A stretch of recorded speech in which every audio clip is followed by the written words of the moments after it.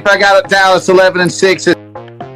Kept it, I know they would say, "Oh, well, he kept the tag applied." He could have kept the tag applied and not straddled homeboy. You know what I mean? He could have moved his leg. So. Oh, it was fine. It was just. I'm just saying. Ramirez just had a little. It wasn't necessary. Nothing wrong. It didn't need to get to that extreme. You know what I'm saying? Nothing wrong. Bills in a last-second field goal or a last-second touchdown by Aaron Rodgers to take the division. He's kicking field goals too. I want to bet. Right? I want.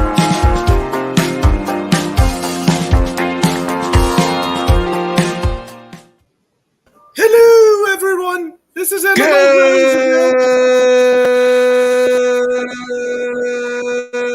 evening, everybody. Welcome to another LTS show as the intro is playing again in my background for some odd reason. Don't know why it does this, but here we go. Why is it going twice? It plays twice every time. One day we'll get this nailed down. Someday. My only wish is for this not to play like it is. Ah, there you go. There it is. All right, welcome. He's playing the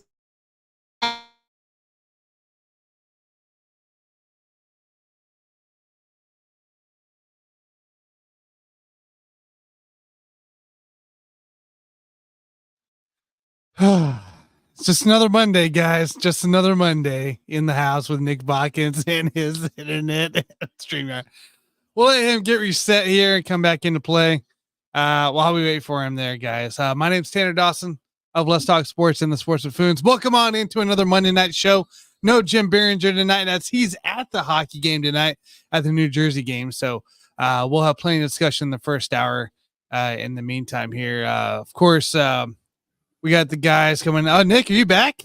I am. I don't know what's going on. The intro, it worked great. Then the intro plays 3 times. Then my internet was like, "Oh, you're saying fuck you to StreamYard and this computer? Well, fuck you. We're just going to kick you out your internet spot." So there's that. So, that's life. Anyway, yeah, I mean, great day of football yesterday.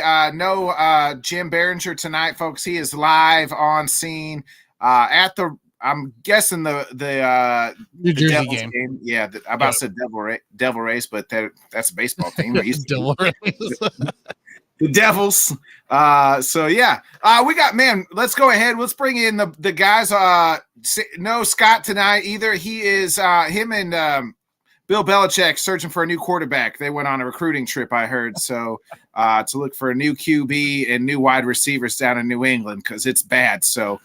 For some reason, he messaged his old buddy Scott to come with him. But coming back from the show, looking a little uglier. We missed him the last Thursday, but he is back now from his trip from Texas, looking uglier than ever. Give it up for Mr. First Down. I don't want to wait for your intro to be over. Can we talk sports now? Can we please? What's up, Nick? Nothing. Just Anthony Richardson could probably undergo shoulder surgery and could miss the season. That just popped up. Yep. So that's what Shefty's saying. So that's what happens when you run your rookie quarterback blind with no help blockers on the right side. Then your defensive end says, "Cool." Minshew mania the rest of the way. Tanner, your guy, Florida man. I love it. I thought it should have been anyways with the rookie quarterback coming into play. So, but. It's gonna be interesting there in Indianapolis here. I mean, they're still in the wild card right now, so they're on the verge of wild card at the moment, going into week 7.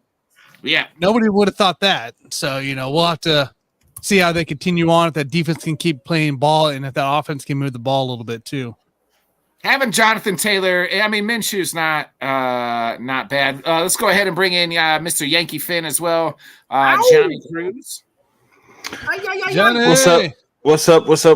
I can't believe I actually had some hockey questions and Jim ain't freaking here today. Save for next week. It's all good. Yeah, I'll save them for next week because they'll still be relevant. Hey, do next you think, week, the same you think question. Scott and Bill Belichick are cutting the arms off their hoodies? Off their hoodies? Yeah. I just wonder what JUCO college they're going to scout quarterback. Scott's probably saying we should go to USC in North Carolina, and Bill's like, nah. There's this guy. He's a JUCO guy. It's getting ready to come out Sebastian, University. And he's already 20. He's already 25. Been in junior college for 5 years already. That's who they're gonna go after. Somebody like that. Speaking of quarterback, Sam, let's talk your team. Tannehill out. They looked abysmal yesterday in London, which a lot of teams look abysmal in London, but things seem to be heating up. It was weird because they didn't go with Mr. Mayo, Will Levis yesterday. They went with Malik Willis. Well, Malik was the backup. Will Levis was the emergency because he was inactive. So so you can't go with the. We can't go through, right? Why though? Why not? Why is it Will Levis on the backup? Because he's done it before. And that's you're going to put experience out there. Vrabel's not going to just put in a rookie quarterback to say, "Hey, take the reins, buddy." Like last year. So he wants to just give Willis a chance. Could Mayo be the chance going after the bye, Sam? I think so. I think you tell both of those quarterbacks, like, hey, boys, open competition. You spend your bye week wisely. We're going to pick one of you when you get back. Because he also said today that it's the same injury that Ryan Tannehill had last year. If it is the same injury he had last year, he had to have surgery on it. So that's probably the last snap in a Titans uniform he's going to have. I hate it for the guy. I really hate how it's all ending for the most part. But I think I told you before the show that I'm actually kind of relieved. Like there's no more of this sinking feeling in my gut or whatnot. It's like it's going to be what it's going to be, and you move on.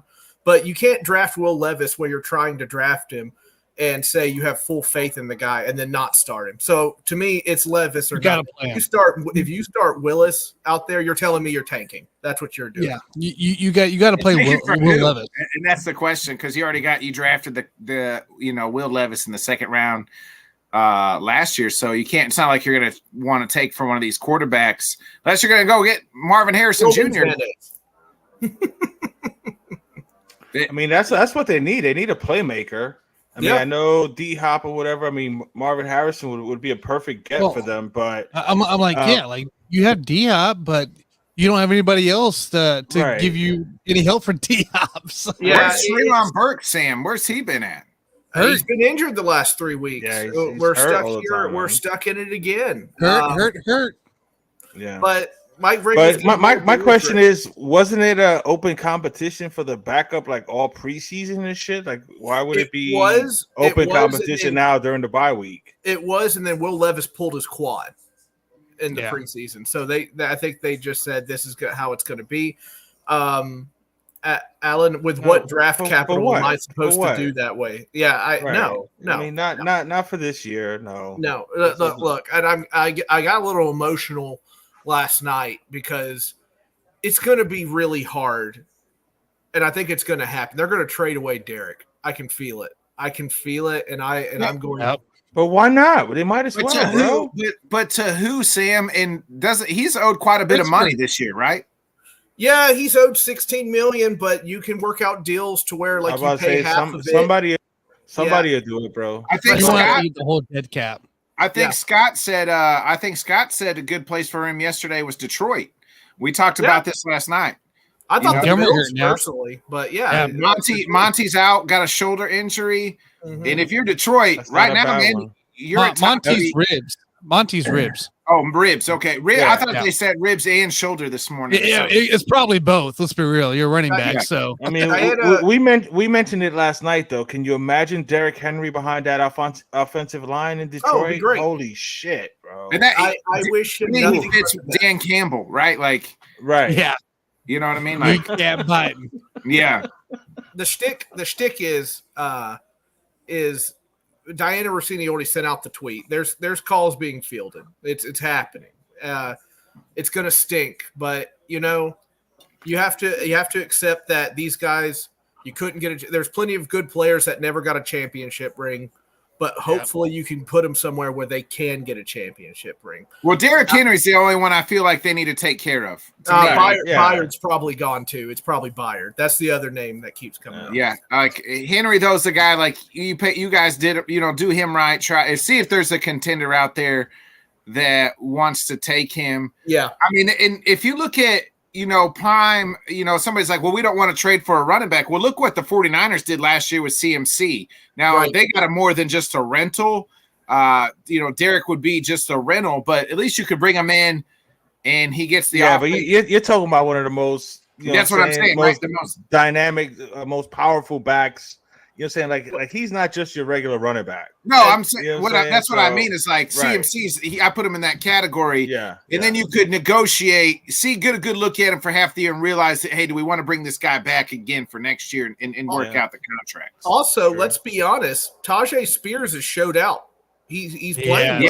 He's looked really well. Well. He was a bright spot yesterday, and that's even with a bad O-line, he's still making moves or whatnot. So I mean, if you're going to do it, now's the time. I will probably be on this podcast crying like a baby, but I mean, business side of it, you gotta let it happen. You don't have the crazy part is that to start the season off, you were already kind of with the mindset of you didn't have many expectations. You win a couple games and you start thinking, oh, well, maybe they can sneak into because of the division, and now reality is setting back in. So, sorry, bro. Clear, you're still a fan. You know what I mean? Of course. You still want to be wrong. That you have in your heart of hearts is like, boy, I hope I'm wrong about this. I hope. But like you got to look at it logically. That you weren't excited about the draft class. Nick and I said multiple times that I'd meet him at the bottom with his team and stuff like that. Like, and technically you're not out of the AFC South race, but you're not the talent looking around at the other teams. I just don't see it. I mean, the Texans look better than you guys. I would say the Colts are similar level, maybe. I would say so. Jaguars on paper, who knows what Jacksonville team shows up, but up down. Yeah. On paper they look really good, but again, as yesterday showed anything, you don't play the goddamn game on paper. Yeah. Where on paper do they look good right now? I don't see any paper that looks good for the Jags. No, they look better on paper than the Titans do. They look better on paper. Toilet paper, maybe. They look good on toilet paper. They're wiping the Titans up. That's what it is. Yeah. Like I said, it's kind of a relief. It's just fine. All right, fine. It's done. Just do what you got to do. But there's going to be a lot of pissed off people down here if Malik Willis is starting quarterback. How long is Vrabel's leash? I know I kind of asked that last, but I thought you said something in the pre-show about him having maybe a shorter leash now. Yeah, I don't think his leash is super long, but I don't think that no moves are going to be made after the offseason this year. He'll get one more year. Because let's think about it. Like, he's still a good coach. I know it's not showing right now, but he's got a lot of things that are going against him. And I hate doing these kind of comparisons, but it's true. He's got a lockdown cap, a brand new GM. He helped hire the GM. So I just don't see him getting his walking papers at the end of the year. Right. Now, owner's going to owner, but our owner, Amy, is usually pretty stoic by her guys. It took a lot for her to fire John Robinson, even after 3 bad drafts. So is Amy Bob McNair's daughter? Is that who that is? No. Amy Adams-Struck is Bud Adams' daughter. That's what I meant. Okay, yeah. Yeah, and she's done a lot of good things. We're getting a new stadium built and stuff like that. So I think he's safe, man. I think he's safe. I think he's totally safe. He doesn't go anywhere. Yeah. I just don't see it. He's still a good coach. He can't help that you got, Ryan Tannehill. You've got some injuries. You know what I'm saying? I mean, were there really that many high expectations for the Titans this year anyway? I think he kind of looked at it and he said, all right, I'm going to gamble with this. Right. And it'll work or it won't. And it's not working. So I think he's like, okay. No, we talk about the expectations of the Titans, right? End of the season. We're talking about a guy that went there looking at them as a contender, and that's DeAndre Hopkins. Right. Was his vision right? Not really. I don't know. I think was it money? What's he doing? D-Hop was trying to go money that he went there for. Well, it's mostly that, right? Right. Or else otherwise he would end up behind me. on the Chiefs here. But I think it's that laptop D-Hop's doing that scene from Hangover. Hey, it's calling his agent. I think we fucked up. Yeah, that's what D-Hop's doing. I will say this for D-Hop. He's played better than all the other near retirement guys we've signed. He's played well. So, which he needs somebody that can get him the ball. This is when you start really questioning yourself, though. Like, did Vrabel tell him, hey, it's probably going to go to Levis after the bye? Because there was already a report out there, and a pretty credible one, that Mike Vrabel was already thinking about switching the quarterback after the bye. And I thought that was interesting. But, I wonder if he had meetings with D-Hop, like, hey, if it doesn't work out, it's going to be the young gun and you. So, be prepared for that or whatnot. Do they look to maybe trade D-Hop? He's on a 1 year. I was just thinking that 1 year deal. I mean, you could. I guess technically anything's on the table, right? If you're not winning this year and it doesn't look like you are, then you sell. So I don't know. I don't know any teams that are really calling. If D-Hop couldn't get his market to sign him, you got Tanner's Chiefs would probably call him. We'll call for him. Yeah, but I'll try to find that. You know what I mean? What were you saying? I'm trying to find that. You're like you're. I thought you muted yourself or froze because you're like, I'm trying to, and then you just paused. I was like, shit, are we all frozen? No, yeah. I was listening to you guys talk. I switched screens because I was trying to find the tweet by Diana Rossini where she was talking about it. That's what I was trying to do, and failing, obviously. Anyway, it is what it is, guys. I've made my peace with it. That's where we are. And you just kind of have to accept it. You wish you were wrong, but I'm not. Great, I'm right. Don't I feel better about myself, right? Pat on the back for me. What do you guys – it's funny. It's a shame that Jim is not here tonight because of the Giants game last night. I mean, they almost pulled that shit out against the Bills. I can't – They really did. Bills I can't make out. Bills are abysmal. Like, who are they? They beat the brakes off of Johnny's Dolphins, and then they go to London, and it's like the first half they're still stuck in New York. Then last night it seems like they're still stuck in fucking London. What the hell's going on in Buffalo? They're a team without a run game. They completely rely on Josh Allen. I think they do run the ball, though. When Cook runs the ball, they don't. Well, that's play calling. Don't tell me they have a good. I think Cook is a good running back. I just don't think they use him. Right, I don't think they use him right. They were obviously super motivated for the Dolphin game. It's a divisional game, and it was all the talk. The Dolphins coming off of that 70-point win against the Broncos, so Buffalo was highly motivated for the Dolphins. I think the fact that they didn't go to London till that Thursday before the game was one of the stupidest moves. Instead of going earlier in the week, so that way you can kind of get your body used to that. So that was kind of a mishap, in my opinion, as far as the organization doing that. They they wind up losing to Jags and they come back home. So I don't know, jet lag, what if they underestimated the Giants?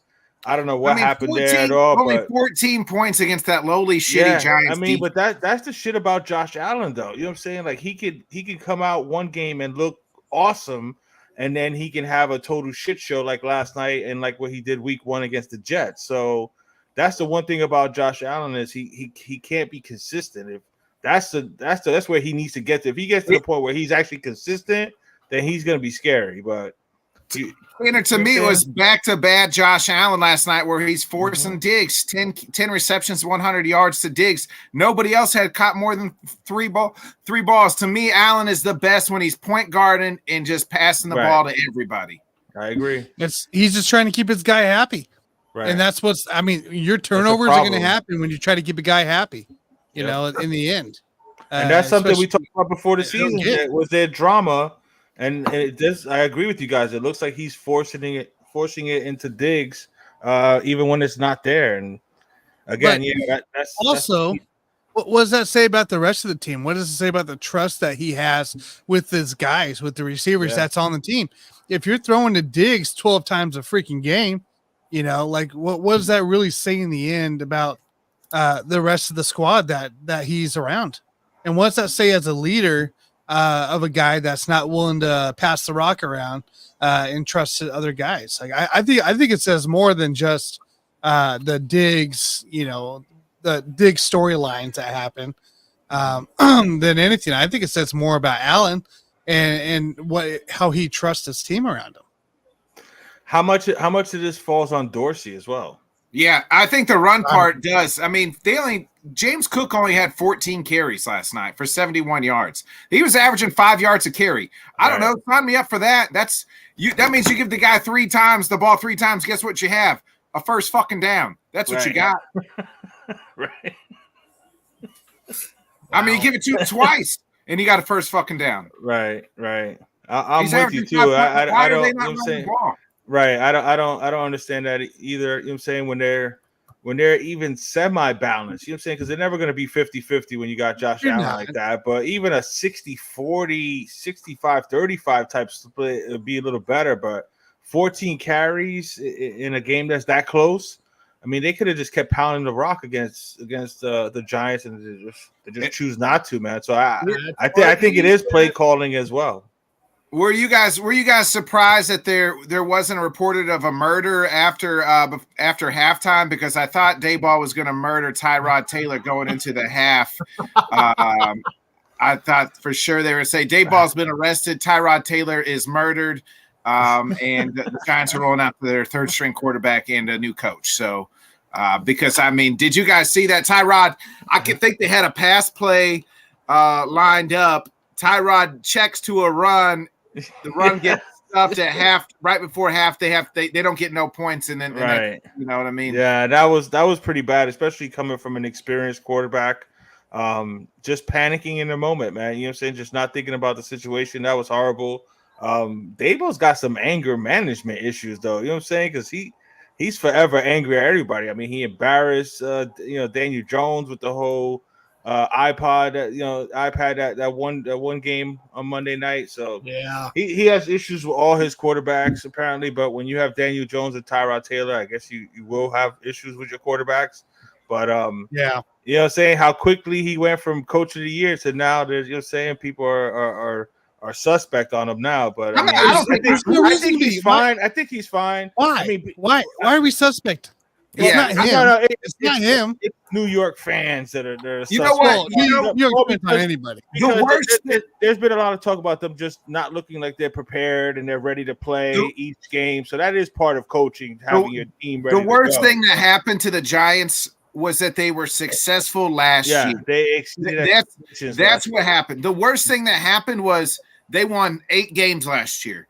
And the reason I say that, they needed to flip-flop this year and last year because they could have sucked so bad last year. If they're at this point in time last year have 1 win and they finished 4 wins, 5 wins last year, guess what? You got a top pick. You say, hey, clearly we don't have to pay Danny Dimes this fucking money because you draft the quarterback. Here's the fucking door because you didn't make the playoffs. You see you later. You know what I mean? Then you can you can get Saquon. You draft a rookie quarterback, or you try to get somebody. I don't know. But that was the worst thing that happened was they played good last year. Are decent. You know what I mean? Everything fell their way. You know what I'm saying? Right. They caught all the breaks. They won a bunch of one close games. You know just like the Vikings. Yeah. Right. Yeah. So but I'm totally with you, man. They exceeded expectations last year, and all it did was put a burden on this season for them. Yeah, so this year, then it put a burden on the offseason. Was like, well, shit, we got to pay Danny Dimes because we're picking near the back end of the draft. Mm-hmm. We don't have – there's not any free agents. You know, who are we going to spend money on? Jimmy always hurt. Garoppolo? Probably not. Right. Like, now we got to pay Danny Dimes his fucking money. Now we're in a shithole for the next 3-4 years at least 2 years because we paid Danny Dimes this money. Yeah. Right. Well, I mean, it's technically a 2-year deal, so I mean, they can actually get out of it after next season. But either way, you still got You still got this year and next year where you're stuck with him. Hey, gang, I don't know. I got the list of supposed Titans moves here: Danico Autry, Derrick Henry, Kevin Byard, DeAndre Hopkins. So Hopkins is on that list. Isn't Kevin Byard a middle linebacker? No, he's a safety. He's a safety. Unfortunately, he's a top 5 safety in the league. I hate to lose him, but I also understand. So that's probably that pick is probably the Kevin Byard is probably gonna get you return the most. Yeah, that'll probably get you a second or a third. Somebody like the Eagles, you might as well get what you can. You might as well get everything you can right now. I hear you. I will, like I said, I will weep for every one of those, but that's the way it is. It's where your team is.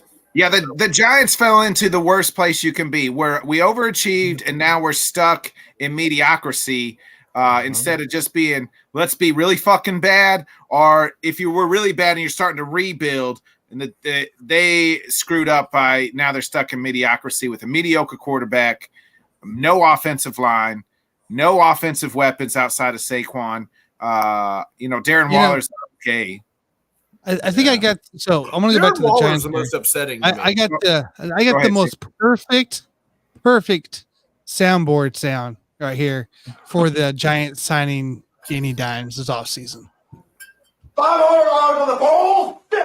It's what it was. Exactly what it was.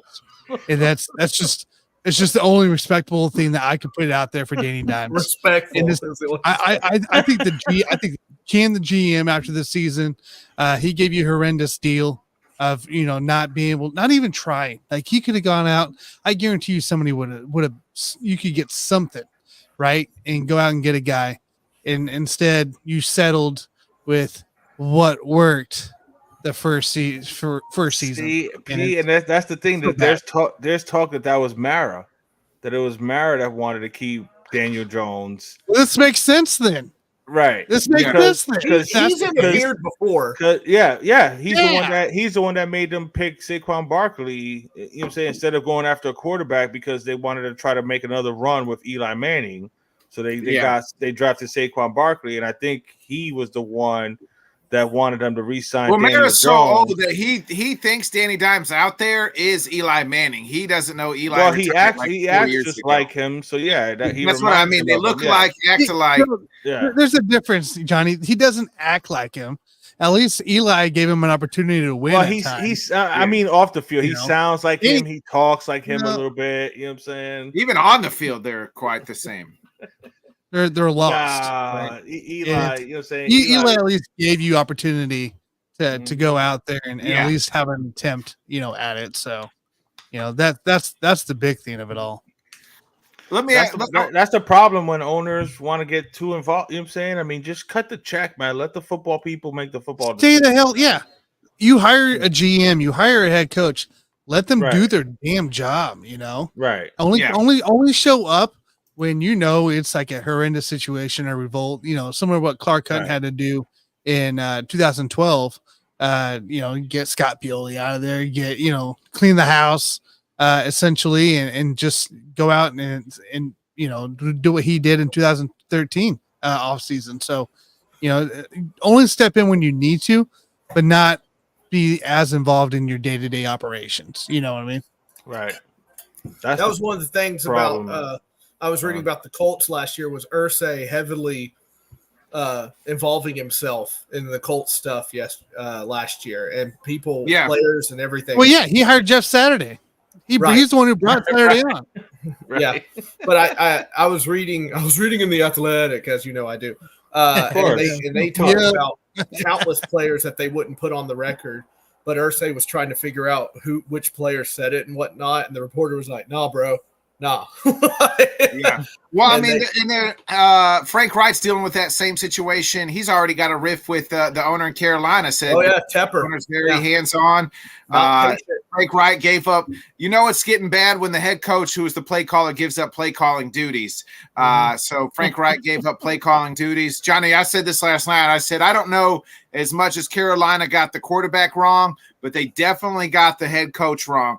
You look at Indy. Before Frank Wright got there, they were a strong, powerful running team, punch people in the mouth. Now you look at them now that Frank Wright's gone, they're kind of back to that. Carolina last year, strong running team, good defense. Now. Let's calm down. Frank Wright issue. Okay. You look at what you got now. You got a soft Miles Sanders that the GM signed, right? The offseason moves weren't meant to punch people in the mouth. That's not the head coach. But that's his style. That's his. I mean, style. Frank Reich has to have some kind of say in who the yes, GM. that's his. That's Does he? Yeah, I mean, you would style, think if they're working in cohesion, I mean, at least that's the way it should be. Favoritism in the chat. Right now, he might be Johnny Jr. He might be. He's if he keeps playing the way he's playing, let's just keep him upright, man. That's all I care about. If you remember, I talked about we talked about like Carolina Panther before the season started, and there was a report out that Frank Reich has a complicated offense. And there were people talking about like this is probably not the best offense for a young rookie quarterback to kind of learn.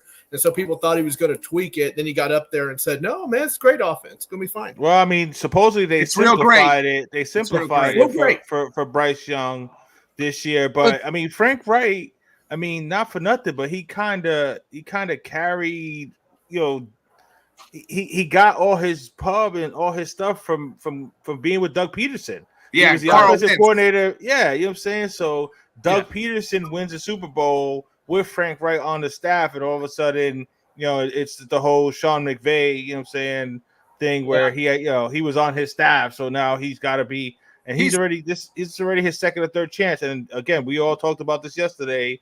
I agree totally with Alan here. They should have stepped. They should have kept Brooks there. He had that team motivated. They were playing hard for him. You still could have drafted the young quarterback and let him develop, you know what I'm saying? But that's what happens, you know what I'm saying? I mean, these owners, especially that owner over there in Carolina, he's all about just trying to make headlines and you know what I'm saying, wants attention on himself and shit like that. That's all what is going on in the NFL nowadays? I don't remember hearing as much ownership involvement, you know, growing up at all. And now all of a sudden it feels like it's left and right. You know, Jones has always been a big thing about it, which we know. Yeah. Also the Miami situation. They all want to be Jerry Jones, which really, in hindsight, they all want to be. I listened to the GM shuffle with Michael Lombardi, and he said they all want to be Al Davis. Right. You know, Al Davis did have some success. Like I know in our lifetime, we don't remember a whole lot of Raiders success. But before that, but Al Davis knew football. That's the thing. That's right.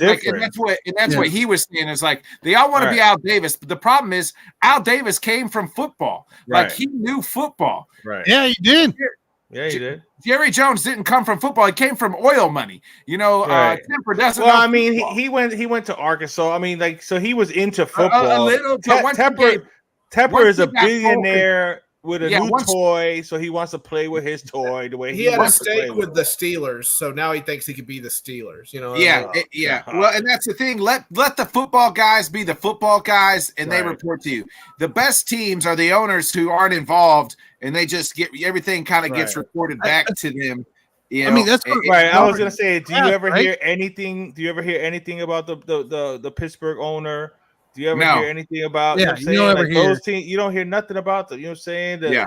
Your boys over there in Kansas City, you don't hear nothing about those ownerships. They just let their football people do their thing, and they sign the checks. That's it. They step in when they have to step in. You know, right. It's really bad. When you got banners flying over Arrowhead on game day, you know, saying Dwayne Bowe or whatever the Sonic story was, but you know, like.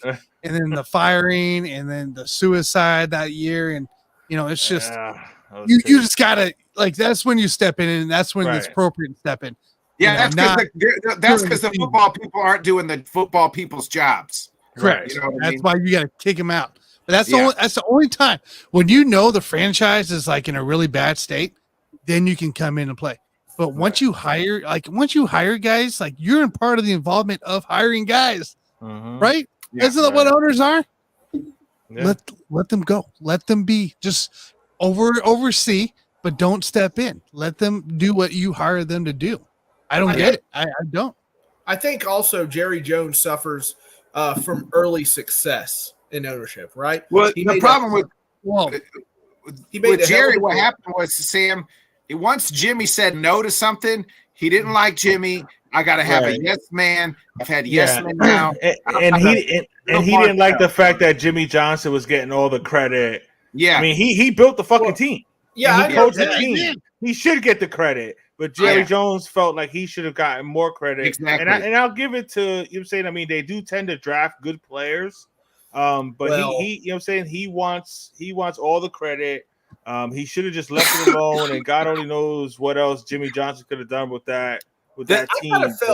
I don't know. I kind of felt like he drafts, like, I remember when they had the arrest record for the Cowboys drafted. Like, it was a massive book.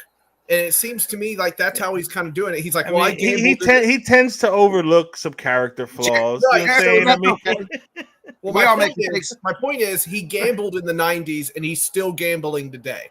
And it's not paying off. Jerry wanted to draft Johnny Manziel. It was written like Jerry was not 100% ain't on Johnny Manziel. It took his son to say, "Dad, throw that fucking," like really threw the fucking draft card away. You know what I mean? So that's probably that's true. That's probably true. Because he would only have 2 Super Bowls instead of 3. So I think that was the one that Barry Switzer won. No? Yeah, Barry Switzer won that one. Because if he wouldn't have won that one, then oh my God, all the shit that he would have gotten, because he only would have had the ones that Jimmy got him. Yeah, but I mean, it's again, you know, I hate talking about owners because I got to deal with a knucklehead one my damn self. You do. You know what I'm saying? So, but at least I ain't talking about Cowboys. He seems to finally just be letting the guys do what they got to do. You know what I'm saying? He's chilling in his suite, doing the waddle dance and shit now. So he's not on the phone with Tom Payton and Tom anymore. Just how about the guy signing the checks, bro, with the Raiders, right? Oh yeah, Mark Davis. Mark Davis. Be smart, he says to the fans. Be smart. Yeah, they have to because you're not being smart. He gets the Lloyd Christmas haircut. Yeah, every time. There's shit on the walls. There's shit everywhere. Wait. Here it is. That was genius, Lloyd. You're genius. I mean, where did you come up with a scam like that? Saw it in a movie once. It was incredible. So what happened? So the guy tricked some trucker into picking up the cab. No. In the movie, they catch up to him half mile down the road and slit his throat. It was a good one. That's Mark Davis talking. Yeah. Basically. That guy. Love that movie. That guy, man. Wow. What a mess they're in, too. Yeah. God. Yeah. Las Vegas. You're in Las Vegas, damn it. Like, look what the Knights have done in being Las Vegas as an expansion team. Right. And you're bringing a Raiders organization in that hasn't done jack shit. And now you're going to bring Oakland to town, too. You know what I'm saying? So the Golden Knights are going to be the shit for Vegas for a minute. You know what I'm saying? I mean, football is going to be popular, so people are going to go, but the Raiders are going to be garbage for a minute. The Oakland A's are going to be garbage. So it's going to be all about the Golden Knights until they get a basketball team, until they get an NBA team in there. Which could be, I think, Seattle and Vegas would be the next two. Yeah. You gotta give Seattle the Supersonics back. Hey, you gotta get them a squad, bro. Get them a squad. We got the Mahomes magic. If we can combine that with some Taylor Swift magic, we can get ourselves an NBA team here in Kansas City, baby. I think we can do this. Mahomes brought Whataburger up from the South to Kansas, right? Mahomes is part owner of the Royals. He invests in, they're part owner of the KC Current, the women's soccer team. Now it's time. He's been pushing for it. Just think about it. Mahomes with a little bit of oomph from the Swifties, like Kansas City could have an NBA team. And then I'd have something more to follow into that sport. Or even, look, I'll take NBA or hockey. Give me one. Give me one. NBA ain't bad considering the college schools and stuff. I mean, I think Kansas. I think they would support an NBA team. Actually. I think they would. We get the preseason games. They always show up here, the exhibitions. And there's a good crowd at every single one. Alan, he's feeling good. Alan's Cowboys got a 3-point lead, and he's feeling himself. Yeah. No, he's going to mention his Rangers now. Props to him, man. As long as Houston don't make it, I'm good with if that's what Mahomes' magic is, Well, I'll take the Super Bowls all day, babe, if that's what it is. So, These rings I ain't worried about it. Let's son, we usually talk a little college football on Mondays with Jim as well. Let's get in a little bit of that. What do you guys make of Colorado, man? I mean, I know we were all reality is hitting them. I mean, Jesus, you were up 29-0 at 20. I think it's 29-0 at one point, and then you lose in double overtime. It was 29 and a half. At the half, you held Stanford. They weren't able to do anything at all in the first half at all, like zilch. And the collapse happens right away in the third quarter. And you kind of felt the change, but you didn't think it would stick. I think it's evident. It's bad coaching. That's what it is. It's bad. It is. You are one pathetic loser. Man, you are. I'm pissed off, dude, about it. And here's the thing, though. It was, I think, more of the players and the staff than Dion on that, because they had 4 illegal substitutions in the second half that cost them big downs, at least on 2 of them. You can't have that in a program that's winning. You can't have that when you're trying to sustain a lead. And it just wasn't good coaching. Like, they got out coached on the adjustments made by Stanford at half. That's something that Dion's going to have to figure out with his staff in this style of competitiveness. Where he was before, you might have got away with it of keeping the same game plan and going at it. In D1, in this area, in the big leagues of college football, you can't do that. You're gonna get beat by these teams that do make adjustments. You gotta know how to combat come out of that. They got to make the halftime adjustments. They are falling. They are. It seems to be. They were everybody's America's darling or haters. They've fallen back, but I mean, they're still successful in a lot to what they've already done. What they were. They got a long way to go. Everybody. Yes. What a start. Yeah, everybody's still we still got to. Hey, this is a team that won 1 game last year. They're still in the rebuild process, so I'm not ready to throw in the towel on them yet. At least not long term, but short term. Like obviously this season, they could still maybe hopefully get a bowl. No, I mean, you give him a couple more years of recruiting and that transfer portal, and because he's going to be able to recruit. Like I'm with Tanner though. He's either gonna have to get some better assistance as far as the X's and O's, because what I'm saying, because he's going to be the ultimate recruiter, so he's going to get players. It's just a matter of coaching them up and getting them prepared to play. Yeah. It's just an adjustment period, right? First, basically still new to college football in a way. Now you're going into a bigger competitiveness. Now you're coming to the Big 12 next year, and you have an opportunity to win a division or a conference, and that's kind of where it comes into play of. How can you grow from this, right? This is such a great start for Colorado. I think a lot of people thought they would be tank, because that's what they did last year and kind of be in the same way and be a really slow growth. The wins you already have this year and the way your style you're playing and they competed against USC at least. I know Oregon, they got slapped in the mouth. You're gonna get slapped in the mouth of Oregon. Everybody, outside of Washington, that almost did, but it's okay. It's okay. I'm not gonna bet against Prime either, bro. Homeboy's successful at everything. That guy, dude.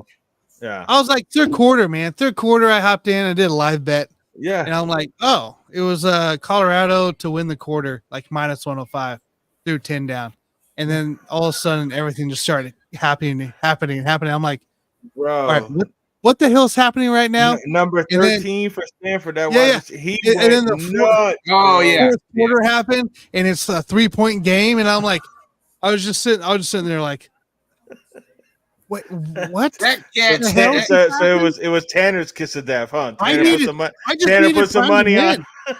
I just need him to win. I don't not even cover, just win, dude. And all of a sudden, I went to bed at the 5-minute mark because I was like, I can't watch this shit anymore. I'm going to bed. It's 1:00. So I went to bed, woke up, and they lost, and I'm just laughing. I'm just like, this is unreal, dude. Unreal. It was crazy, man. That Washington-Oregon game was a lot of fun, man. High fly. That was the game that's how it should have been played. Yeah. Where's the opportunity come down to between those two teams? And, we saw it. QB play was high level, right? Yeah. Defenses needed to make a stop, and there's some things that swaying both ways, but in the end, Washington made it out alive. So that was a heck of a game. It was back and forth. I thought Washington scored too early and damn near did. I mean, Oregon goes all the way down the field. Both quarterbacks made some great plays. And now, and then they just Oregon missed the field goal. I mean, yeah. Scott seems to think that Penix might have put himself in the draft situation where he might be one of the top quarterbacks drafted. I mean, the kid played well. This is the first time I had really heard of him, this year. So I don't know how I feel about him suddenly being, but that's how it happens sometimes. Or whatever. Michael Penix, before that game, Michael Penix odds for the Heisman opened up at plus 1,400. I don't know if that was at the beginning of the season, I think, at plus 1,400. Now it's minus 140. So he's the odds. I mean, he balled out, man. That was a fun game, man. He was on display right there again against a top 10 team, 2 top 10 teams battling it out right there. It was a lot of fun, man. That was a good game. I'll be straight with y'all. I want Deion Sanders to fail. I hate that man with a passion. So, why? What?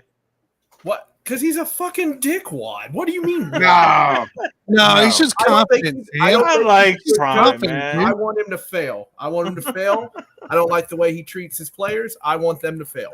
Okay? I do. I love everything about What's up, Bobby? I love everything about That's fine. I'm just saying. I'm gonna be the one here that I let me ask you what does he do about how he treats his players? How you don't like about it?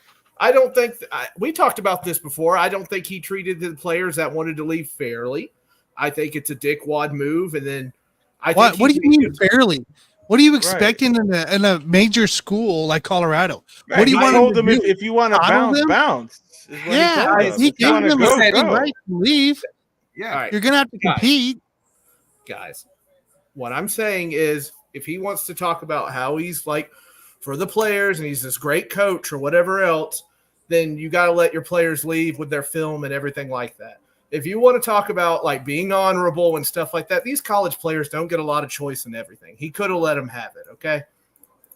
What film are you talking about? What do you mean? Have what? I gotta look it up. Hold on. There was a player that was trying to leave, and they wouldn't release 18 players, and quite a bit of them were pissed that he was not letting their film get out. Or something that didn't make sense, That's a bit of a dick move. You know what I'm saying? It is a dick move. I think he's a dick. I think he's an egotistical maniac, and I hope he fails in every aspect. Egotistical a little bit, yes. I think he might be a little egotistical yes, of course he is. But he has every right to be egotistical. Yeah, that's who he is. That's Deion. Yeah, right. Look, I'll be a Deion hater. I'm okay with it. I feel good about it.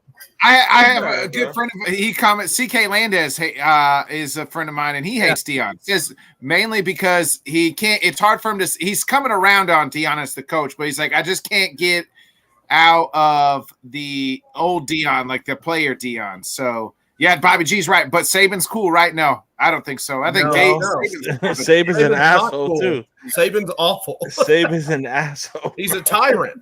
That's what Saban's just lucky. Into that, Alan, I liked your comment there, ranking your top 5 teams in that. Personally, for me, guys, I don't know about you, but I'm definitely putting Penn State at the number 5 mark at the moment. They play Michigan this weekend. Ohio State. They got Ohio State this weekend, baby. We got a big matchup there. I'm not putting Oklahoma in the top 5.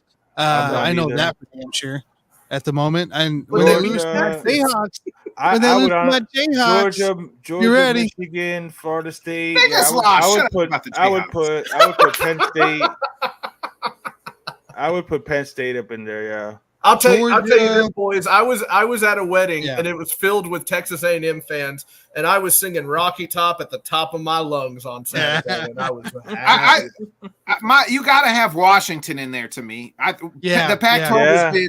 I would take Oklahoma. I would take Oklahoma. Washington at 4, Penn State at 5. Yeah, Ohio State 6, Oklahoma 7.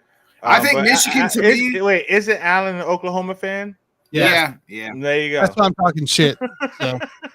To me, I don't think I know Georgia's undefeated, but I like the way Michigan's been playing. And I like not for nothing, but Florida State has been putting it on people, bro.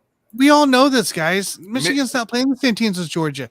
Michigan's playing against the Big Ten, not the SEC, and they're playing the teams that they should beat every time. Yeah. Well, I mean, Georgia was playing again, but some of them SEC teams aren't very good. Let's not get like ESPN here and hype up the fucking SEC here. Half the SEC is not very fucking good, and some of those teams that Auburn's not very good, and they took it to the very brim of for Georgia. Auburn's better than Indiana. Auburn's better than Minnesota. Yeah. Auburn's better than Nebraska. Yeah. Auburn close with Rutgers. Auburn's better than Bowling Green. Auburn's better than UNLV. That's the schedule Michigan's play this year. And you want to tell me schedule's got to pick up though? Because I was honestly going to say I would have Michigan. I mean Georgia, because you got to give Georgia their props. 2-time defending champs. I would go Georgia, Florida State, Michigan, Washington, and then I like what Penn State has done. I know Ohio State is Ohio State, but. Yeah, hearing strength of schedule talk in college football is like a tale as old as time. Forever and ever and ever and Michigan going forward, they do got Penn State, Maryland, and Ohio State. I mean, if they get through those undefeated, then they should be a top 2-3 teams. You got 3 teams in this next 5 games. 3 teams in the next 5 games that can give you competition. That's Penn State, Maryland, Ohio State. That's it. That's 3 teams that can beat them. Why are we? I'm not defending Michigan at all because they're going to get in the playoffs again, and then they're going to lose, and then we're going to be how did Michigan lose? They probably will. They probably if they can beat Ohio State. I was about to say they can easily lose 1 or 2. They can lose to Penn State and Ohio State. They can't. No. Well, they could. They can't make the playoffs, but they can't. If they lose to Ohio State or any of those games, they'll be out. If they lose 2 games, they're done. Yeah. Look, Georgia hasn't really played anybody either. Outside, I'm looking at you're over here screaming about. Look at Georgia's schedule: UT Martin, who? Ball State, who? South Carolina, garbage. South Carolina's better than all the Michigan teams that we just named. South Carolina has like 1 win on the year. Ranked. Bro, they've only played 6 games, man. 7 games. They're gonna play better teams soon. They play college. They always play a bunch of cupcakes, and then they might have like 1 good game in their first 6-7 games. That's how they set up their schedules every year. They got Florida. Georgia's got Florida this week. Yeah, Florida garbage. We've seen that. They do come. We do got Mizzou. They got Mizzou, baby. Let's go Tigers. Mizzou's garbage. Yeah, ranked? They are, what are you talking about, Johnny? I'm just fucking with Nick. I'm not a bigger fan, but I gotta respect a little. They are ranked number 20. Here. I was just fucking with Nick. They did beat Kentucky over the weekend. Then they got Ole Miss. That's a tough game. That's a game that they would be tough. Then they got Sam's Vols, and then they got Georgia Tech, and then they got the SEC championship game. Play Alabama. Still better than all those teams that Michigan has to play. I'm just saying right now, I think Michigan's the better team. I don't think so. As we speak. No. I think they get hammered by some other good team. I don't. I think there's cause for opportunity for turnovers when you get against a good defense. I don't trust Michigan to be consistent enough to go play a team like they did last year at TCU and lose. I think you're looking at the same scenario in this. I think Georgia has the ability to fight out these close games like they've done. The team that really and we mentioned them just a minute ago. I said I like Washington a lot, especially after they beat Oregon. Yeah. They got a tough remaining schedule. Their last couple games, they got to go to USC. Then Utah comes to town. Then they got to go to Oregon State, who's ranked number 12. And then Washington State is they're 4-2 right now. So I mean they got some tough games. Unreal. Games coming up. That's a haul right there. I mean, Washington can pull that out. They deserve to be in that playoff. By that itself. Must not have the Pac-12 championship game. Yeah, the Pac-12. Yeah, and that's where it come down to, right? Does the Pac-12 kick themselves out of a championship game again, or a playoff, opportunity? Yeah. You look at Oklahoma. Yeah, they got the big win against Texas. They haven't really played anybody either right now. I mean, Arkansas State, SMU, Tulsa, Oklahoma. Yeah, Cincinnati. Yeah, don't talk about them. They are top 5 in offense and defense right now. I believe they're still top 5 offense and defense in the nation. They got the Jayhawks. I think this week they don't play a single ranked team the rest of the way. Right now, currently, they don't play a single ranked team the rest of the way. That's what I'm saying. I don't put Oklahoma in that. They have to win out to have a chance to get that 4 spot. They have to win out, and that's all it is. They'd have to play Texas again, maybe. Correct. In the Big 12 championship game.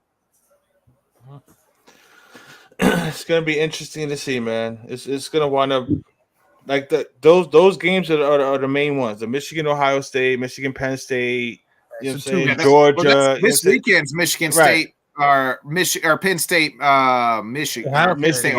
Right. Yeah. Yeah, I think that game's in Ohio State. That game's in Ohio State, right? It's in the horseshoe. The horseshoe. Yeah, I think it's so. Right. So you got Penn State at Ohio State, 11 a.m. game on Saturday. 11 a.m. That's gonna be a fun one. Yeah. There. We also got to look at. There's another one here. Where you at? Bama, Tennessee. Kind of that fight to stay alive in the playoff push there. How. Can we give some credit here to Drake May out there in North Carolina? Love him. They have done nothing. We had him stifled in the first half. In the second half, he took care of the Hurricane. Fucking nuts on us, bro. And now he's got a receiver back. Was it Talares or whatever from the NCAA suspension or review or whatever? The kid transferred. The transfer kid. Yeah. Yeah, he was making some throws, man. He was making some fucking throws. Too. Like, we gotta give North Carolina some credit here. Yeah. This is a team putting themselves in position to talk about some playoff hope as well at 6-0. Well, they got to play Florida State, right, Johnny? In the they'll have to play them in the ACC championship game. Yeah. Yep. How are they gonna put Penn State, Ohio State at noon on a Saturday? Like. That's the Big Ten. That's what the Big Ten does, baby. Yeah, but come on, man. That should have been an 8 o'clock game, a 7 o'clock game. You know what I'm saying? They don't really noon. I mean, whatever. I'm gonna watch it, but damn. Fox. Yeah. So who's playing the night game? It's Utah and what's their faces? I just looked it up. Michigan State. So it's Utah, Duke and Florida State at 7:30. That's good. Utah, Clemson, USC, Miami, Arizona State, Washington, which Arizona State, but yeah, USC, Utah. Oh, that's gonna be a nice one. Can Utah's defense hold this offense? Can USC come back after that beatdown that they just took? You know what I'm saying? It's gonna be interesting. All the hype for Caleb Williams. Let's see what USC does. Boy, rough game for that bounce guy. back here. Yeah. Well, I mean, he's gonna face some adversity at some point. You know what I'm saying? I didn't put in the ad read. So if you want to get to the ad read, and we'll go ahead and bring on the guest. You want me to knock it out real quick? Yeah, go ahead. All right. Sports creators. Sports betting has rapidly risen in popularity, and I want to connect you all with an opportunity to get started or to get ahead. Having multiple sportsbook accounts is the most simple way to maximize your profits, and there has never been a better time to sign up. When you visit our page, signupexpert.com/let's talk, you'll be connected to all the sportsbooks in your region, along with a review of each platform and its unique benefits. All of these sportsbooks have valuable sign-up offers for new users, and when you register through our link, you will automatically receive the top offers at each one. When you use multiple sportsbooks, you ensure that you can always access the best available odds, which is key to successful sports betting. If you want to take advantage of these benefits and support our brand, please consider signing up for your next sportsbook at signupexpert.com/let's talk. And if you were betting, man, you hopefully were betting on the Phillies, and hopefully you put lots of money on the Phillies in the last round, because the Phillies absolutely beat the brakes off of this man's team. We haven't got a chance to talk to him since, and hopefully if you were a betting man, you put money on whoever the Saints are playing, because they stink too. Give it up for none other than baseball coach of Western Arkansas, Jonathan Grishman. Yeah. And hopefully you didn't bet on Tua and over on the passing yards. Rich Mountain Flag. It's University of Arkansas, Rich Mountain. Yes. Yeah, thank you. I knew Nick would get it wrong again. Rich Mountain, Arkansas. What's their mascot? The Bucks. The Bucks. All That's right. right. All right. We're all Bucks here. Yes, sir. Jonathan, let's jump right into it. How you feeling? I know it was pretty miserable weekend for you sports-wise outside of the LSU win. They didn't play nobody, so it doesn't matter. But let's start with your Atlanta Braves. Let's actually start with the baseball in general. We kind of hit on it a little bit last week, but all the 101 teams, only one division team made the damn CS, and that's the Astros. All the 100-win teams, the 99-win teams, all sitting at home right now. Mm-hmm. What's Rob Manfred say? Meh, we got to see how it's going to play out. At one time, we know we cared about the regular season, but really, we don't give a fuck about 162 games. We care only about these next 2 weeks. I thought James Cagney was dead. Meh, see? Meh, meh.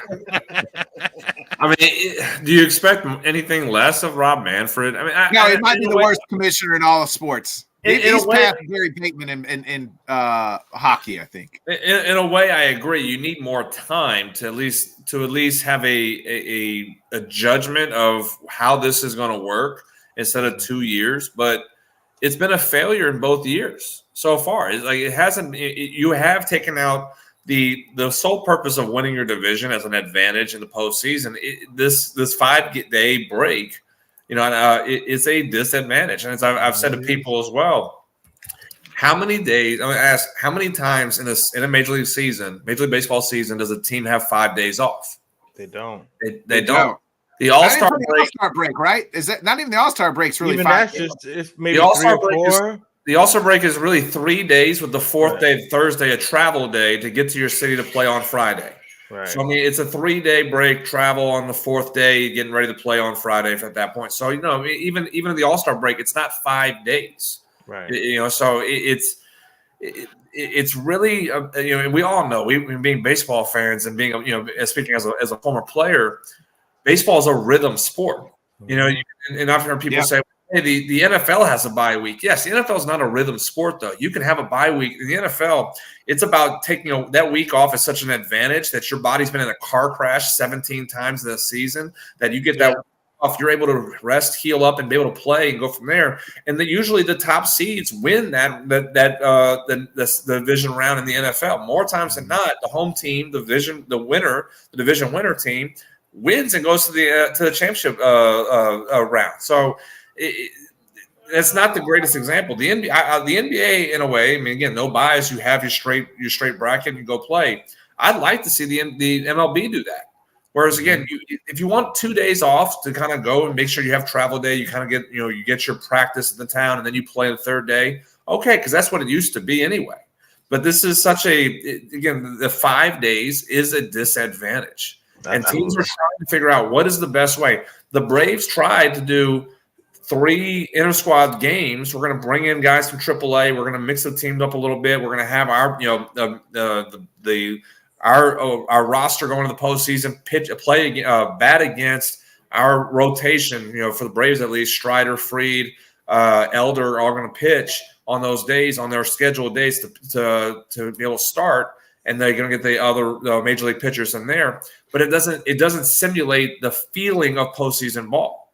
Right. So the teams are still trying to figure out they're going to figure out. They're going to try to figure out what is the best way to get us in a rhythm, to keep us in a rhythm in this break. But the problem is again, you can't simulate the actual feeling of real games, and you certainly can't simulate the feeling of postseason games, and that's kind of what we have. And I'm not using it as I won't say this. I'm not going to use it as an excuse for the Braves. Phillies were the hot team. They beat us. The story, and that's there's no excuses to it. They beat us again for the second year in a row. So that it is what it is. But there is it's not a coincidence. I don't believe it's a coincidence that the top 4 teams that had the best records got around. And everybody says the Astros, they advanced. Yes, the Astros had a good matchup though that allowed them to advance. They were the Twins. They played the Twins, and the Twins came out, and the Twins made it a series. I mean, credit to the Twins, they made it a series, but it was a good matchup for them. Whereas the Rangers and Orioles, Rangers was a bad matchup for the Orioles. Braves, Phillies, division rivals, bad matchup for the Braves. I'm trying to Dodgers, Diamondbacks. Diamondbacks were hot against the Dodgers. Well, it doesn't help if the Dodgers you already have no fucking pitching, right? We talked about that already. And then you get into the hitting. Freeman and Mookie Betts combined for 1 hit in the 3 games. You're not going to the 2 best players combining for 1 hit aren't going to help. No, and again, we go to the Braves side too, where you had Matt Olson not really do anything for the Braves except a couple singles here and there. Riley performed, Acuna up and down, Ozzie up and down, didn't really do much. Ozuna didn't really do much. Harris did. So it was the same thing for the Braves wise. I mean, again, it's just the rhythm was thrown off with these guys, and that's going to be a problem. And I'd like to see does that pattern continue over the next 3 to 5 years when we do now that at that point we do have enough years, enough seasons, enough postseason to go by and say, hey, this is terrible. This is not going to work anymore. We need to do something at that point. And when we get to that, then, we'll have a lot of complaining by a lot of fan bases. But at that point, is Rob Manfred actually answer the question and go, are you going to do something to fix this? Because this is not working for the teams that are actually supposed to be rewarded for winning their division, which that's supposed to be. If you win your division, you get rewarded with home field advantage. You get rewarded for what it means to be one of the best teams in the league, and you get a chance to be one of the best teams in the postseason, and that's not the case right now. No. That's true. I mean, that's very true. It's not the case right now within it, and it's let me say this part too. And I'm sorry to cut you off, Tanner. No, you're good. But I listened to ESPN last week, at least right when the Braves series was kind of ending, and there's a narrative right now about postseason play that apparently it's changing, and I don't know why this is being the case. But media is now saying, well, the postseason is not about the best teams anymore. It's supposed to be about who's the hottest teams. But they're trying to crown a champion that is the best team in the league. Right. Correct. When did we start saying, well, we don't want the best team winning, we want the hottest team? So again, I know my Braves were a recipient of that. We were one of the worst division winners in 2021. We got hot, won a World Series. Look at the grand scheme of it. We shouldn't have won the World Series that year. We were record-wise one of the worst teams entering the postseason. We just got hot. So I mean, I'll sit here as a Braves fan with a World Series ring, sitting on my table. We weren't the best team in 2021. We just weren't. You weren't. No. Not at all. We just got hot. So the postseason in 2021, in a way, didn't really determine the best team. It just determined who the hottest team was, and the Braves were the hottest team. And we're seeing that right now. The Phillies and Rangers are the hot teams. But we're going to sit here and say in the grand scheme of the whole season, are they the 2 best teams in Major League Baseball? No. I can't answer that question as yes, but for some reason, the media narrative right now is, well, we don't want the best teams playing in the postseason. We want the hot teams playing. So that makes no sense to me at all, man. I mean, I understand that the hot team sometimes does wind up winning it, but that should not be what you want. It shouldn't be every year. Right. You want the best teams in the World battling it out. That is the conversation that's going on in the national media. Is they're saying, well, the best. I kid you not. It was Carlin and Joe actually on ESPN Radio. I heard this. And Carlin, and my goodness, Chris Carlin. I can't stand the guy listening him talk. It's like nails on a freaking chalkboard to me. But he goes, watching the best teams is boring. That's what he said. I kid you not. He goes, I don't want the best teams playing in the postseason. I want the hot team. I want the storyline. What? They're looking. I mean, I guess for news media, I mean, I guess that's the mentality. But for actual baseball fans, that's not what you want, man. No. Well, they're treating it just like, from what it sounds like, it's just like March Madness. You don't want to watch the number 1 seeds win. You want to watch them lose. You want to watch the Cinderellas get far and go to the distance, right? And that's exactly how it sounds like for the way people are treating MLB playoffs now. 100%. 100%. Which at the end of the day, the hot team, the young, But you'll go to the March Madness side of it. You'll still get, you'll get an upset here and there. But what do we get at the end of the day of the NCAA tournament? Well, we still get the big dogs that end up winning. The big dogs end up winning. Right. So right now, who's the only big dog in the postseason of the 4 teams? What's the Houston Astros? And they're down 2-0 right now. They're 2 games away from being swept. Wow. So we're gonna have a wild card team, which again, Rangers were at one point, were a number 2 seed at one point in the season. They choked it away at the end of the regular season, but they were able to get hot. But I mean, are we considering the Texas Rangers to be one of the best teams, one of the top 2 or top 3 teams of all of Major League Baseball in 2023? No, I wouldn't put that to be the case. But it looks like it right now. I mean, at least like you said, at least they led the division for a good portion of the season. So they had their spurts where they were a really good team. So the Phillies that's okay. But as high as last year, right? And they look like, they're putting as high as I was on the Diamondbacks this year. We're going to sit here and say the Diamondbacks were one of the best teams in the National League. No. We all know that, right? No. I loved what the Diamondbacks were. And everything, but we're not going to sit here and put them in a series against the Braves, put them against the series against the Dodgers. And I know they just beat the Dodgers, but throughout the regular season, we weren't considering the Diamondbacks the top 2 seeds or top 2 teams in the National League, let alone the top 2 or top 3 teams in all of Major League Baseball. But here we are. We have them going right now with the Phillies. And again, I know the Phillies are the hot team. They're the Cinderella team that the media is falling in love with. And that's another thing that I just pisses me off about the national media, ESPN, that between the Braves and Phillies series. But they're just falling in love with the Phillies, and they're trying to make them sound like, oh, hey, the Phillies were the best team in baseball. Not that I saw, though. It was the Braves. Though. The Braves were the best team all in 2023. We just got beat. Okay, I can live with the Phillies beating the Braves. I can't really live with seeing Diamondbacks beating the Dodgers in this situation. Again, just how they got beat. And I know the Dodgers were not. They were a shell of themselves. We've seen the Dodgers in the last 5-6 years. Correct. But yeah, are we going to sit here and say that anybody expected the Diamondbacks to sweep the Dodgers? No, not at all. So, yeah, it's the system is broken right now for the postseason in Major League Baseball, but Manfred is not going to admit it right now. And I don't, from what we've seen of Rob Manfred, will he ever admit it? Probably not. The only way that I think we adjust, the only way I think we will ever adjust the postseason is after expansion occurs and we get 2 more teams added. We have 32 teams in MLB. Yeah, and please stop with the Phillies being a Cinderella. They got one of the highest payrolls and one of the stacked lineups. Johnny, that's not exactly Cinderella. They're giving them the Cinderella treatment due to the fact that Harper was injured to start the year. What's his face was injured. Like they had a bunch of injuries to start it, and so that's where the Cinderella treatment's coming in. Because Harper didn't return to like 3 or 4 weeks after the season started.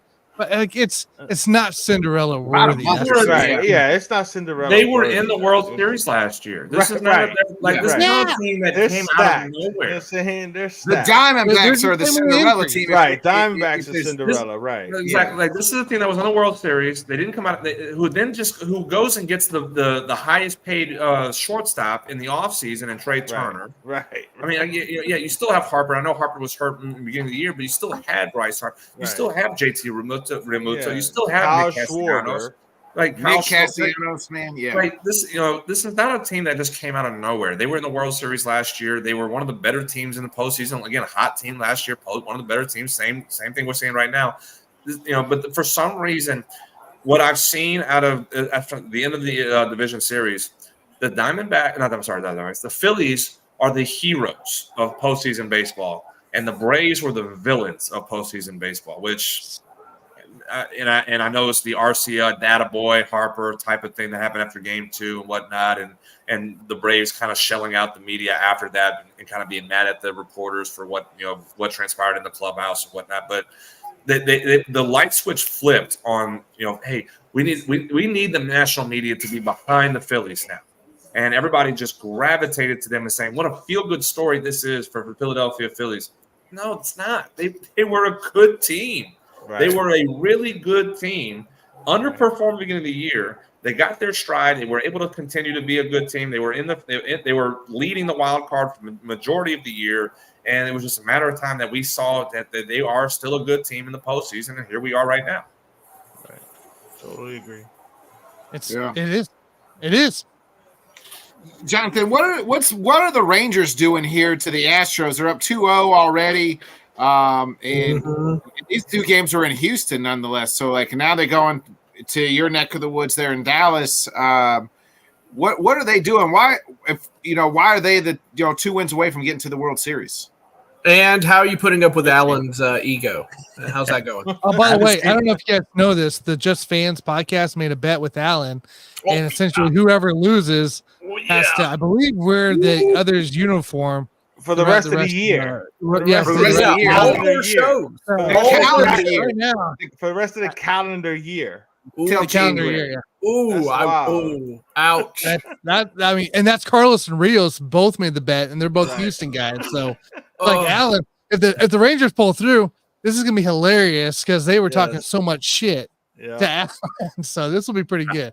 I haven't seen Allen yet. I'll see him tomorrow afternoon, and I'm sure he's gonna be he's gonna be floating. Especially, I don't know what the scores of the Cowboy game right now too. The Cowboys 10-7 Dallas. So my goodness, Allen could be floating on cloud 9 at the end of the night if the Cowboys pull it off and win that one, as well as being up 2-0. So, and I'm sure we'll kind of hear that a lot tomorrow on the show with him and Scott. But what the Rangers are doing is basically what they've been doing all year. They are a bruising offensive lineup, and they're doing what the Astros have done over the last 5 years. And that is absolutely hit the ball and out-hit their opponents and say, hey, our offense is better than your offense, and we're going to show you that. And we have good pitching in the process. The problem for the Astros is their pitching has not been great this year. That hasn't been great. Framber Valdez has not been the same pitcher he was last year.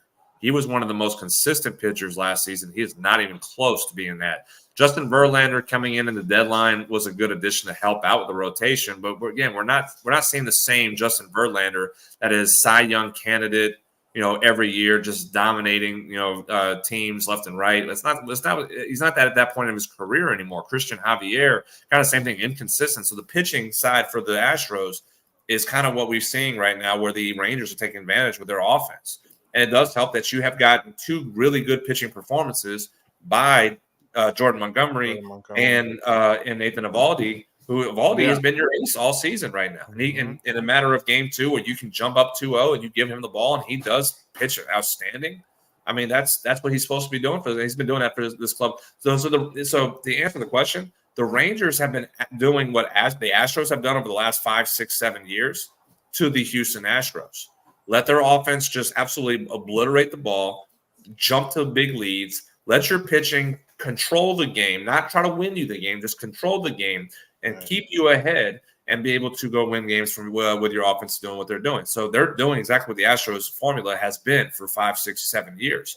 And the Astros can't do anything about it right now. They're a little bit of an older roster, a little bit older team. They've been inconsistent this season, and it's carried over into this series with a team that has no fear of the Houston Astros. If we remember, I can't remember who it was, if it was Jonah Heim or somebody early this year said, this is our division. They're gonna have to come and get it and come and take it from us. Now they did, but now you get a chance to redeem yourself in the postseason, and they're showing they have no fear of the Houston Astros. And this is the right time to do that. If you can kind of put yourself up, if you're the Rangers, where you're heading in that trajectory in the right direction of your future here with a good run in the postseason and young talent that's coming up like Ethan Carter. You have guys in the wing, Wyatt Langford in minor league ball right now, he's going to be in the big league club next year. You have Adolis Garcia, who's a front man for the lineup. Corey Seager, an MVP candidate for you. Like, you are positioned, Josh Young, you're in position to be able to run the AL West for a minute, for quite a few years with the older Houston Astros team, and the prospects that they have are not really doing what they were hoping to do. So this is the time and place for the Rangers to really tell the Astros, this is ours now. And having that fearful, that taking away that fear is a huge advantage for them, and they're showing it right now. And they're just doing what the Astros have always done the last 5-6 years to the Houston Astros right now, and the Astros have no response. Yeah, you got it right. That's the issue right now. It's that Astros have no response back. They've used their two. I think both aces are done now. Essentially till what, game 5? Right? Essentially. So like now you're relying on bullpen, you're relying on offense to get hot, and they're putting themselves in positions offensively. They just can't execute.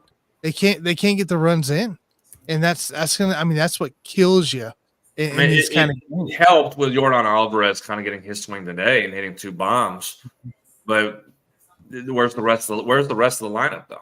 Where's the rest? Where's the rest that's putting the pressure on the offenses? They're not there right now. So that was what made the Astros lineup so deadly. Is they kill you. The death by 1,000 cuts is what the Astros lineup used to be without Tuve, Bregman, Alvarez. Now you have Abreu who's in that lineup, who's kind of getting he's kind of getting himself somewhat back to what we've seen Abreu be.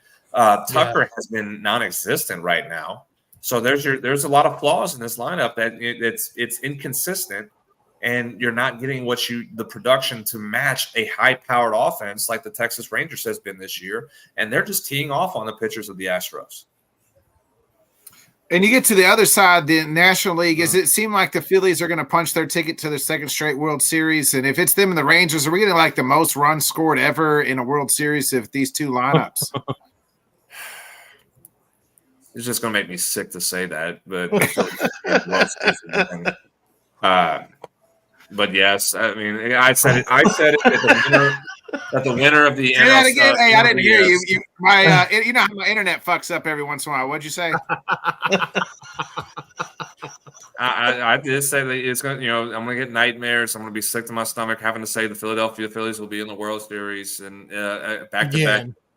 But as I said, I said the winner of the Braves Phillies NLDS was going to be probably the World Series champion. And nothing has changed my opinion on that right now, regardless of what the Rangers are doing to the Astros, because what the Braves and Phillies do is something that the Astros or the Rangers, and I'll even throw the Astros in there too, just in case the Astros do able to come back. The Phillies and Braves, they have better pitching. They have much better pitching. They have a much better bullpen than the Rangers and Astros do as well. And with the Phillies right now, having Zach Wheeler, who's dominating, in postseason play, Aaron Nola is being able to figure out his ability in the postseason again, having another good postseason play as well. Those are an advantage. Even I'll take Wheeler and Nola over Montgomery and Eovaldi or Scherzer as well. I'll take those two any day. And with the way that the Phillies hit is a little different than what the Rangers do as well. Phillies, talk about death by 1,000 cuts. You have such a balanced lineup with power, where you can get guys who have base hit ability and who have home run and base hit ability. Trey Turner will get hits, he'll get doubles, and he'll put a ball over the fence. JT Realmuto will hit singles and doubles and put a ball over the fence. Bryce Harper, same way, hit singles and doubles, put a ball over the fence. Alec Bohm, same way. Bryson Stott, same way. I mean, they got a really good lineup, man. It's so balanced in how they attack, and be able to just say, we're going to put the ball in play. We'll find ways to get on base, and then when we run, that's why the difference between Braves and Phillies. Braves, it's about home runs. It's for look at the way the lineup is. Acuna will get a hit, get a double here and there. Ozzie wasn't as consistent in doing so. Riley at times would. Olsen home runs. Ozuna home runs. Sean Murphy up and down, home runs here and there. Maybe a base hit. Darno, same way. Home run, maybe a base hit. Harris, base hits, some home run. But it wasn't as balanced as what the Phillies have. That's why the Phillies lineup is so deadly. Rangers have a little bit of that, but it's not as deep. as what the Phillies have in their lineup. So how do you pitch to that? Because they're a good contact hitting team, and if you make a mistake, they're putting a ball 400 feet. Whereas the Rangers, they'll put a ball 400 feet. They have some guys that will get base hits, but it's not as deep and it's not as consistent. So everything is lining up for the Phillies to run through the rest of the postseason. I don't see the Diamondbacks maybe winning a game. I think they probably will win at least one game and make it a 5-game series, but the Diamondbacks don't have the firepower to beat the Phillies. And I don't think the Rangers and Astros, whoever wins the ALCS, has the pitching to match the top two arms of Philadelphia, as well as the consistency and balance of the lineup with the power that is there that Philadelphia has to be able to outscore them either. I think, I said the winner of the NLDS, Braves Phillies, was going to be the World Series champion, and nothing has shown to me that that's not going to be the case. Exactly. And I think the difference between, like, let's just say it is Phillies Rangers in the World Series. It's one has a little bit more better depth of the pitching aspect of it. Like, they can play offense all day long, but in order to close out those late games, I'm trusting Philadelphia over Rangers. And that bullpen it's really good. You got four arms that throw 100 miles an hour in that Phillies bullpen. Whereas we've seen the Rangers, you see the Rangers bullpen is shaky. It's very shaky, and it's been shaky all year. I'll take the Phillies bullpen over the Rangers. I'll take the Phillies bullpen over the Astros. I'll take the start. Like I said, I'll take the top two arms of Wheeler and Nola over Montgomery, Evaldi, Valdez, and Verlander. I'll take those Philly arms any day right now. Yeah, absolutely. I'm right there with you. Agreed. So what I hear you say is Phillies are winning this whole goddamn thing, Jonathan. I'm okay. It sounds like it, man. I'll speak for it. It sounds like it, man. Don't make him say it again, bro. I don't want to say it because it just it makes. He doesn't want to speak it into existence. That's why he doesn't. I'm getting nauseous just thinking of that, and it's just the Philly fans are already obnoxious themselves. We got to hear, they are. And no offense to Johnny, any team in the Northeast is obnoxious. They are very true. And Philadelphia right now, Philadelphia fans, because of what they being in the Philadelphia fans, sports fans in general right now, where they we had the Eagles in the Super Bowl, we've had the Phillies in the World Series. They are it's the arrogance right now in Philadelphia is at an all-time high. I'm sick of it. I'm hoping the Philadelphia Phillies just bomb. I hope the Eagles bomb in the NFL, and we don't. And Philadelphia fans can just shut up and go away for a while. I'm with you on that one. I hope it starts this Sunday night too with the Phillies. It's energetic, dude. Oh, I mean, yeah. Credit the fan base. I'll say credit the fan base for who they are. They embrace who they are, and they are absolutely, they're on a high right now. I mean, I'll credit the fan base for embracing who they are. But to someone who's not from the Northeast and someone who's a Southerner at to the core, and the damn Northern Yankees, and I know it's just in general the Northerners, but the Philadelphia, New York, Boston are all the same. And I'm just so sick and tired of it, of their success. They don't deserve success. All the success needs to continue down in the South. Let it be, and just go away for a while. Hey, let's switch gears a little bit here. I never heard of anybody retiring and moving up north. You know what I mean? Just saying. That's the truth. That's the truth. Hey, switch gears here. Let's talk about your Saints. We skipped it last week. Gave you a week off of it, but another good matchup. Just unfortunately, it doesn't seem like things are rolling, and Kamara doesn't seem too happy with Jameis Winston in his face, talking. So, like, what are we thinking here, Jonathan? We're through Jameis was mad that Kamara didn't eat the W. Yeah, is that what it was? Yeah, he's mad because he didn't want to eat it. Jameis is nuts, dude. He is. I'm waiting for something to change, and I think at this point, Dennis Allen? No, not yet. Okay. Pete Carmichael, and again, Dennis. And in order for Dennis Allen to get any bit of locker room, and I know the players are actually, and I've watched a lot of the interviews at the end of the game yesterday, and the players are not pointing the fingers to the coaches. So credit to the players for holding themselves accountable. That Kamara is saying, we have to show the commitment as players to be able to perform. DeMario Davis saying the same thing. Cam Jordan saying the same thing. So credit the players for holding themselves accountable for the playing. But Pete Carmichael, his offense without Sean Payton is absolutely abysmal. I think we can see the same thing about Sean Payton right now, actually, in Denver, too. Sean Payton's not showing. Maybe they need each other. Maybe New Orleans needs Sean. Sean needs New Orleans. Maybe they both need each other. Sean needs Drew Brees. I was about to say, they need Drew Brees as well. So. I think here's what I actually am in love because love Drew Brees and what he did for what he's done in New Orleans. I think people are starting to realize just how great Drew Brees really was. Yeah. And because it was a lot of it was, Sean Payton turned Drew Brees into the elite quarterback he was. Maybe that might not be the case. Maybe Drew Brees turned Sean Payton into the great offensive mind that he was supposed to be, and we're not seeing that in Denver now.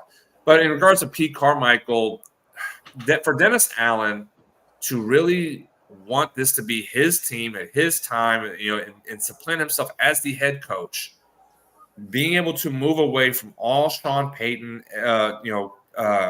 era personnel, Pete Carmichael has to go, and he has to be able to run he has to get the offense to run with the personnel he has, with the person who he wants to run it, because you cannot benching Derek Carr. You signed Carr to a 3-year, high guaranteed money deal, so Carr is there for the next 3 years. And potentially 2 years if they can get him out of maybe 2 years or the out in the third, but he's there for at least 2 years. So he's not going anywhere. But at the same time, you see Carr and Carmichael are going back and forth on the sideline a handful of times yesterday. And the offense has just been stagnant with too much talent. So if the talent is there and the players, and I know the offensive line is a hindrance right now for the run game and for Carr. That's a problem that they have to address. Hopefully, this offseason, they kind of get better offensive linemen to a little bit more athletic offensive linemen. But if you have your quarterback for the next 2 to 3 years, you have your running back to maybe you're going to probably trade at the end of the offseason to get some at the end of the season to get some picks and get some things kind of cap relief. Maybe you have Michael Thomas, who probably the same thing. You're probably going to trade at the end of the season to get some cap relief. I was going to say, do you think he goes at the deadline? Because I was wondering that too. Like, is Michael Thomas gone? No, because you're still in the division race. You're still. I was going to say everybody in that division lost yesterday. They all lost. Lose any game. You know what I mean? You're essentially half a game out right now. You're half a game behind Buccaneers. For the division lead. Even though, and really it's a game because they beat you earlier this year. But you're still in that race there. You'll get another chance to be able to do it. So no, you're not. I've seen that question asked: is the Saints going to be sellers? I don't think you are because you're still right there. Right. If they were 2-3 right now, or 2-4 right now, then I could say, they're probably going to trade Thomas at the deadline, get some cap relief, get some picks for him now. But at this point of the year, I don't see that being the case because you're still right there in the division. You're just a couple more weeks, a couple more wins in a couple of weeks with a couple of teams losing your division to being a first place team. Right. So I don't see that being the case right now. But I think at the end of the season, I think it's very likely that you could see a Michael Thomas trade. You could see an Alvin Kamara trade, trying to get younger and get more cap relief to help you benefit later on with some draft picks to hopefully be a little bit more talented. But do you think teams are asking about Kamara right now too? Because I mean, you got Kendra Miller still there. I know Williams is hurt, but like there has to be something in the range for cap wise of listening out for offers for Kamara at this trade deadline. I don't think they're doing that right now, though. I don't think it's are they getting phone calls for Kamara? I'm sure they are right now, but I'm sure they're not listening and saying, hey, we're open to doing a deal right now.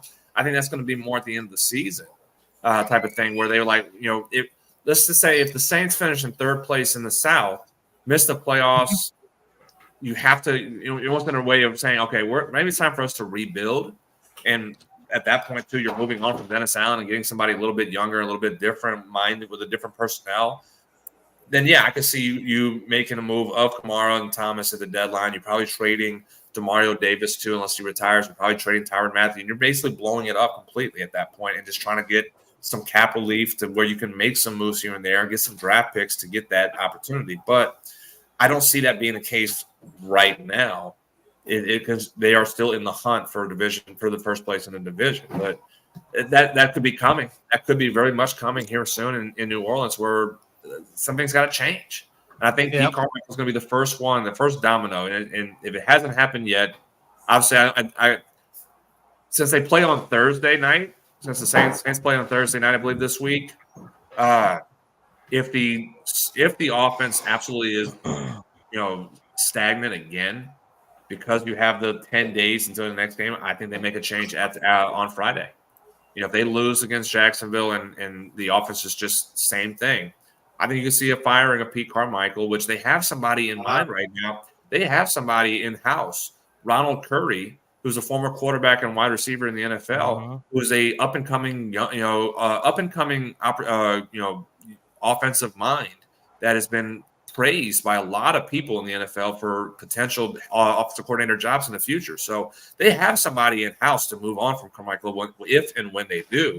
I think, again, if Jacksonville game is bad and the offense doesn't perform again, I think this is the time you see a change on Friday and you move on from Pete Carmichael, which that would be the first domino.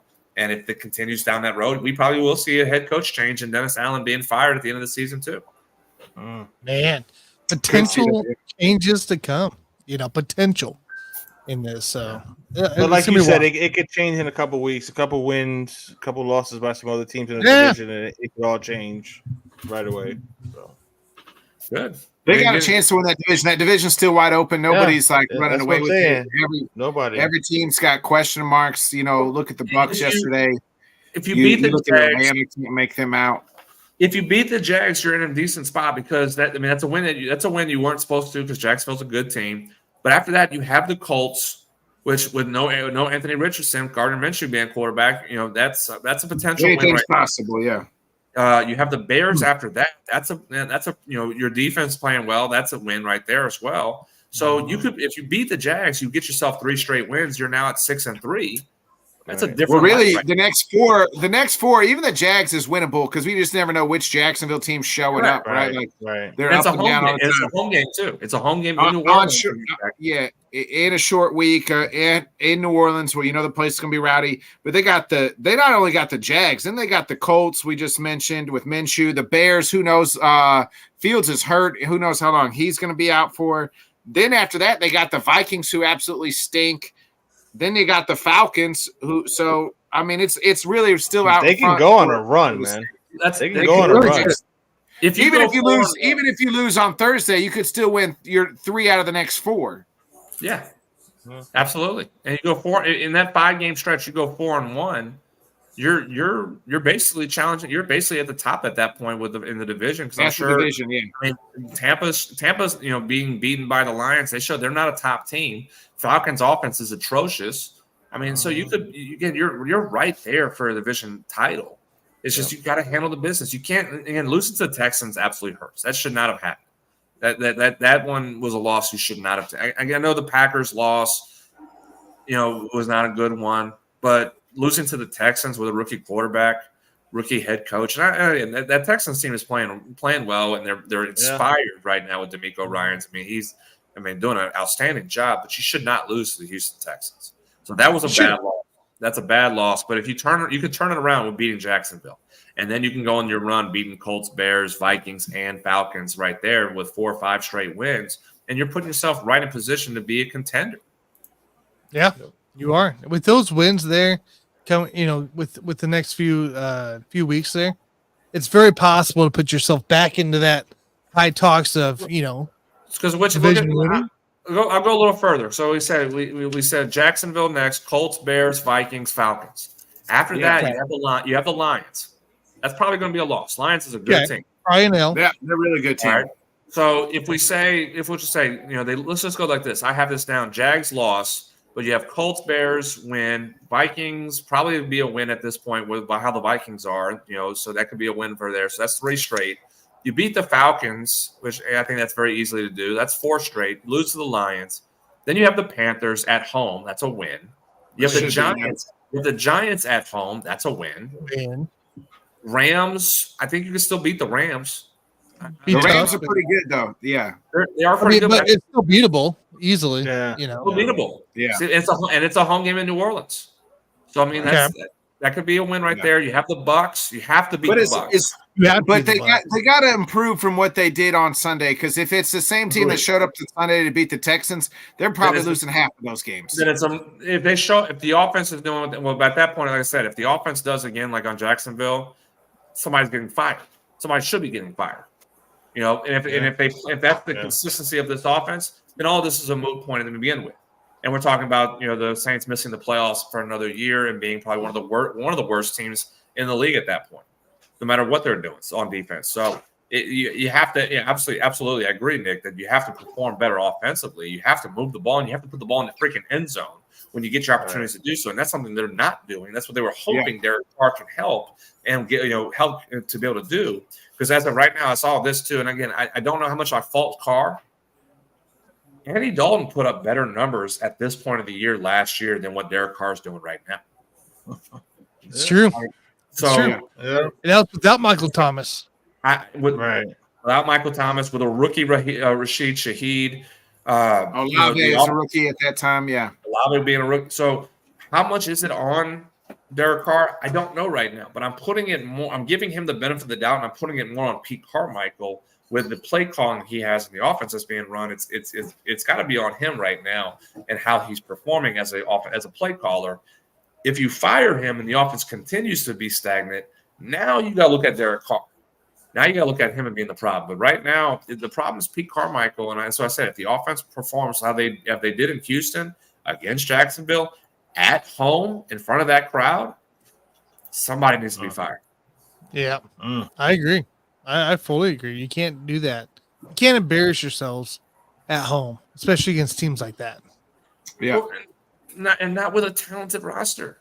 Like the expectation was you were a contender. You were supposed to. I know everybody. Okay, I would say this: in Louisiana, in New Orleans, the expectation was we are contending with the Eagles and the Niners as one of the better teams as one of the best teams in the NFC.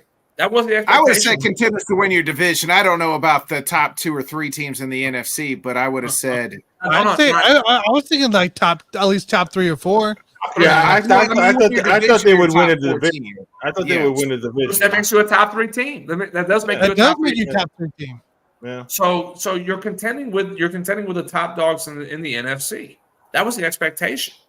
And right now, with the quarterback who is supposed to be competent, which is all you needed. It was a competent quarterback with the weapons that you have on offense, with the defense that you have, something that Derek Carr has not had. He hasn't had a combination of both great defense and great weapons. He has that at his disposal, and we're seeing stale offense. So we're falling short of expectations right now. So that's why I say if you're playing in warm weather, what's that? You said you're playing in warm weather too. It's not cold weather where you struggle. With a schedule that is absolutely 100% favorable for you to absolutely go on a run and be a top 3 team in the NFC, everything was gift wrapped to you, and you're doing nothing. That's why I say if they perform like they did in Houston, this on Thursday in New Orleans in front of that crowd, and they lose, somebody needs to be fired on Friday. Yeah, I agree with you, man. If it's a really embarrassing loss. Versus Jags, something needs to happen.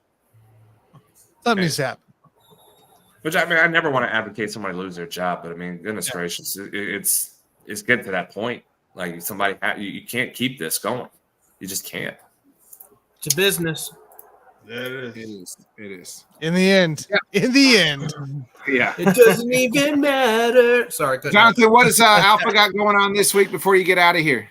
Oh man, we need your Thursday night pick. I know we got the Saints, but I don't know what the spread was. Well, as far as Alpha, this is actually my last week as a coach in Alpha since I go to Arkansas on Sunday night. Congratulations on that, man. By the way, I appreciate it. No So doubt. it's been hard actually right now. I had to tell all my athletes, I had to tell all the other girls that I've coached. Last week on Thursday, it was very emotional with a lot of them. It was very hard, and be able to explain, kind of talk to them a little bit more about it. But they a lot of the families and parents understand. You got -3, Tanner. They understood the opportunity and everything like that, but it's been kind of hard. It's been bitter. I coached this past weekend, my last time with my 16U group. I know some of them are going to play this weekend with me in 18U, but my 16U got to be with me one more time, with most of those girls one more time, and we actually we ended up finishing with a championship in our with that group. So it was a great moment. Yeah. We got to work on certain things and make them a little bit better and prepare them here. Continue to prepare them for the rest of the fall without me, but it was good to get a championship with that group one more time before I finish out with them. So it was a lot of fun to see that. My 18U team is in action at a college showcase. My last time with them and helping them go, but I'm still going to be director. I'm still going to be helping with the recruitment and everything like that behind the scenes. But this will be my last weekend as a coach for Alpha, so it's going to be very emotional. A lot of the girls have already told me they're a lot of the girls told me they're going to cry when it all ends. And everything. I'm like, don't do that. Don't. I'm not going forever. I'm not. It's just, I'm changing my title. It's not like they can't contact. It's an opportunity, man. An opportunity presented itself, man. Yeah, and they know that. I tell them all the time, like, hey, I'm a text message and a phone call away. Y'all need me for anything. Y'all need, whatever's going on. I'm always going to be. And like I said, I'll be, if my schedule allows me, I'll be back in town and watch here and there on the weekends or whatnot. And so it's not a bye forever. It's not even a goodbye. It's just going to be a see you later and everything. But yeah, they know the opportunity was a great opportunity for me to get my feet into college baseball coaching. So they're all understanding of it, and they're all supporting, and they're all going to be cheering me on doing it. Just like I'm going to be cheering them on this year as well. But my 18U team's in action, my 14U team's in action this weekend as we continue to push through the rest of this fall season and continue to get the success. And as I said, it's my last, and it's actually my last time I'll be doing a show with you guys in Dallas-Fort Worth. Next Monday, I'll be in Arkansas, so I'll have to get everything set up. Quickly while I'm out there after practice, and get the apartment set up for me to be able to do this show with you guys and make it look nice behind everything. But yeah, it's gonna be fun. It's gonna be great, and I'm looking forward to it. But bittersweet that my last weekend coaching in my own organization. It's gonna be very emotional, but at the end of the day, I'm excited for the next chapter next week starting up for me. Well, congratulations again, support, man. Yeah, absolutely, man. Go Bucks! Go Bucks! Yeah, go Bucks! Saints are favored at home at -3. Jonathan, they're favored at home against Jacksonville. Yep. Oh, I can't forgive myself if I pick against the Who Dat Nation. I think they would ban me if I were to do that.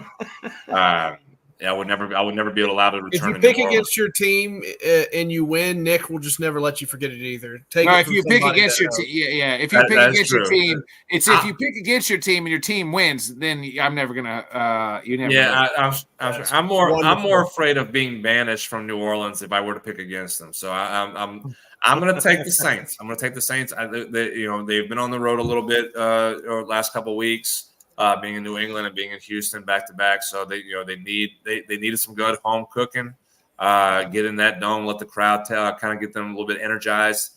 They haven't won in the dome since week 1. They were on the road, week 2 and 3. They had the loss to the Bucks in week 4, and they've been on the road again. So some home cooking is what they need. I think that crowd is going to be ready to go and be fired up. I'm taking the Saints over the Jags to win and cover. All right, Jonathan, we appreciate you joining us every Monday. All we'll right. see you live from Arkansas next Monday night. We'll see you then, brother. Best of luck to you. Be safe. Have a good one, man. Congrats, bro. Hey, guys. See you. Let's go ahead and we'll make our Thursday night picks and then our final thoughts here before we get out of here. Johnny, we'll start with you. It is the Saints at -3 at home against your MVP pick, Trevor T-Law, and the Jags. Yeah, talk about a Jekyll and Hyde team with Jacksonville. I mean, Jacksonville should win this game.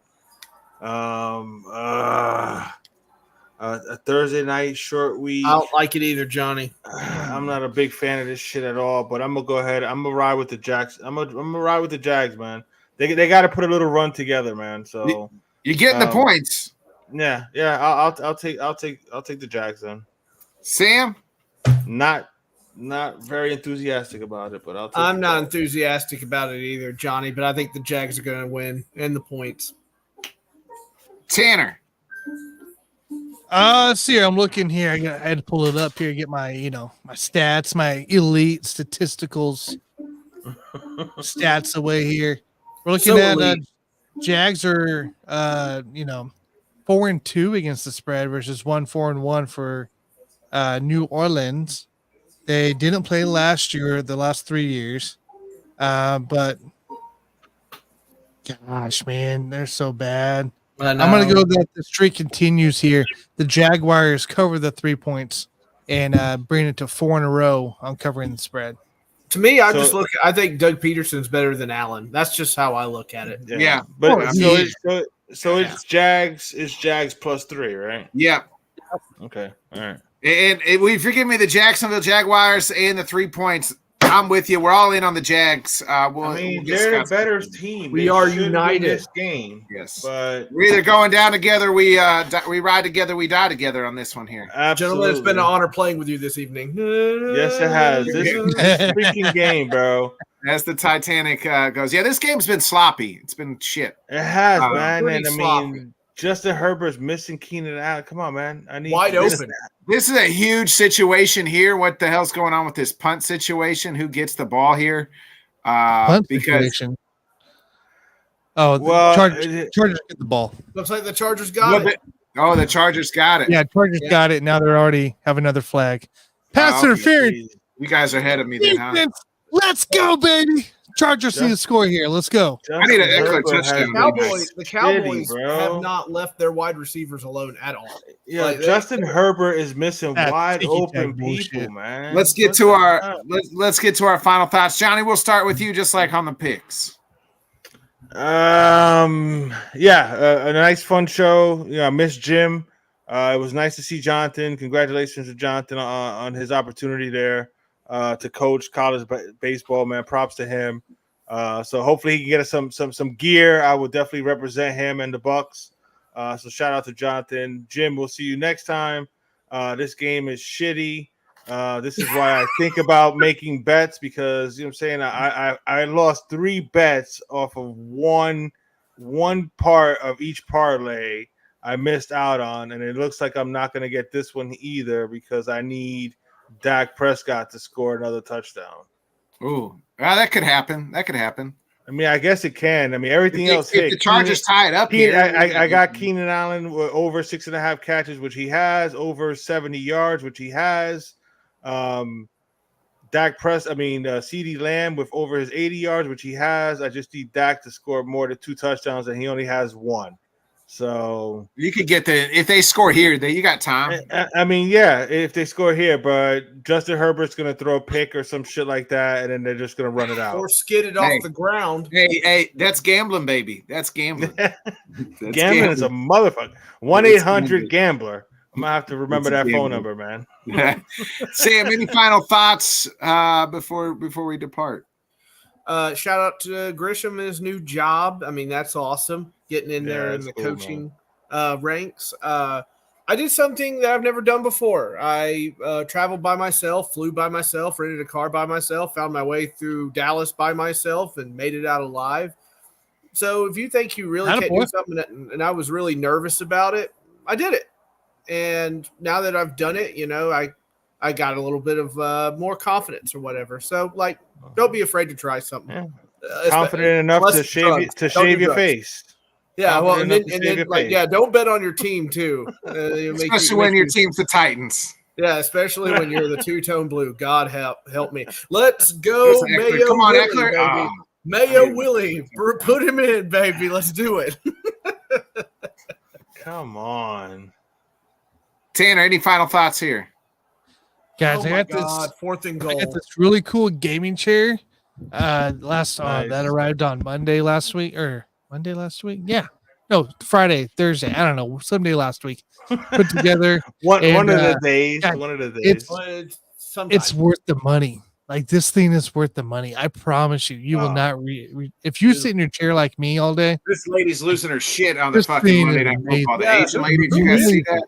This lady's like, she looks like Kermit the Frog. Yeah, I got one of them gaming chairs that has the lumbar support on it. Yeah, oh my God. I have the Titans one. It's wonderful. It doesn't let me down though, like my team does. This thing's amazing, and it does really well. So I encourage if you're nice touchdown. Let's go, babe. If you're ruined it. A guy like me that works all day and sits all day and podcast all day and all that jazz, this is perfect, man. I suggest it for everybody. So that's my tip of the day. Nice. All right. Hey, shout out to Scott, man. Hopefully everything's good, man. Sorry. Oh, there she is. There she is. She's losing it. She's losing it. Yeah.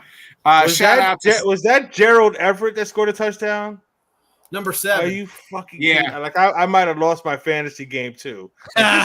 This just has to be the worst night of my life. It's not so bad once you get used to it, Johnny. Wide open to Gerald Everett. Yeah. Shout out to Scott. Him and Bill are Bill Belichick on the search for a new quarterback in Saskatchewan, junior college or some shit. But he'll be back hopefully Thursday. Shout out. I did a special show this afternoon with TikTok rapper Prophecy. Please check that out and check him out on TikTok. He's on TikTok. Puts out if you're an old hip hop head, somebody to follow. Posts a lot of cool verses and things like that. Some of his own stuff. He's going to be releasing some new music soon. So hopefully in the next 6 months, 3 months or so, he said. So that was a great interview. Enjoyed that. So shout out. Please do check that out. We'll be back again Thursday night with our NFL spreadsheet show, 8:00 Central, 9 Eastern. Be a friend, tell a friend, folks. Like, subscribe, share. We'll see you then. Tanner, hit that outro. Let's get out of here. No doubt. One life, better pop off. What do you like? Make a dream job. No 9-5, no mean boss. Just my life and free thoughts. You could try to play, but you're never gonna beat me. Look the other way, what I'm doing ain't easy. Bloody hands stained from the people who deceive me. Muddy hands break through the chains, go free me. People like sheep move feet, hurt it easy. You don't wanna be fast asleep, only scheming. Better stand tall, ready for a fight, believe me. When they try to change, you can say no, free me.